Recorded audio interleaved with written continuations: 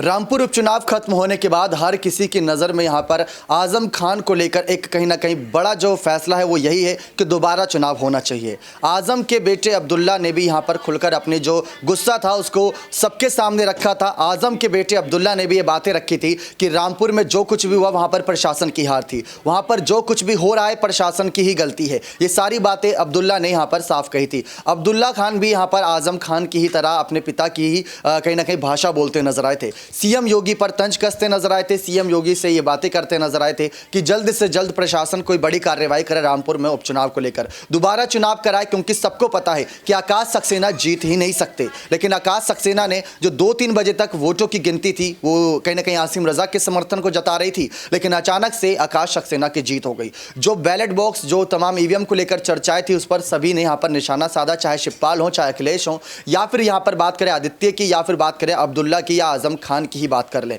आसिम रजा ने तो 2 दिन पहले ये कह दिया था कि हमें चुनाव लड़ना ही नहीं है, क्योंकि प्रशासन यहाँ पर अपनी मनमर्जी करेगी, प्रशासन यहाँ पर अपनी ही सारी बातें चलाती नजर आएगी। ये सारी बातें जनता के बीच रखी गई। लेकिन जिस तरीके से पहले आजम खान ने प्रशासन से मांग करी, अब उनके बेटे अब्दुल्ला भी प्रशासन से मांग कर रहे हैं कि जल्द से जल्द इन सब तमाम मुद्दों पर कार्रवाई हो, रामपुर उपचुनाव की तैयारियां हों। लेकिन आजम पर कई सारे केस लगाए गए थे, आकाश सक्सेना के द्वारा केस ठोके गए थे। उसके बाद अब्दुल्ला पर भी कई सारे इल्जामात लगे, उनकी भी गिरफ्तारी की खबरें सामने आई। तंजीन फातिमा ने भी आरोप लगाए थे कि वोट सही से नहीं डले हैं, इस बार वोटों की गिनती जो परसेंटेज ज्यादा हो सकते थे, लोगों को वोट ही नहीं डालने दिए गए। तो ये सारी चर्चाएं यहां पर हो रही हैं। अब देखना दिलचस्प रहेगा कि किस तरीके से आने वाले वक्त में सीएम योगी रामपुर चुनाव को लेकर जो हुए हैं, प्रशासन पर जो आरोप लगाए जा रहे हैं, उन पर खुलकर क्या बातें करते हैं। आजम ने तो खुलकर कई सारी बातें करी, लेकिन अब अब्दुल्ला का क्या कदम है, उसके बाद क्या यहां पर योगी आदित्यनाथ का फैसला रहता है, ये देखना दिलचस्प रहेगा। प्रशासन का खासकर क्या फैसला रहता है, जिसमें चुनाव आयोग, जिसमें डीएम आते हैं, जिसमें खुद योगी आदित्यनाथ आते हैं राज्य के मुख्यमंत्री के रूप में, क्योंकि उनके अगर क्षेत्र में ऐसा कुछ होता है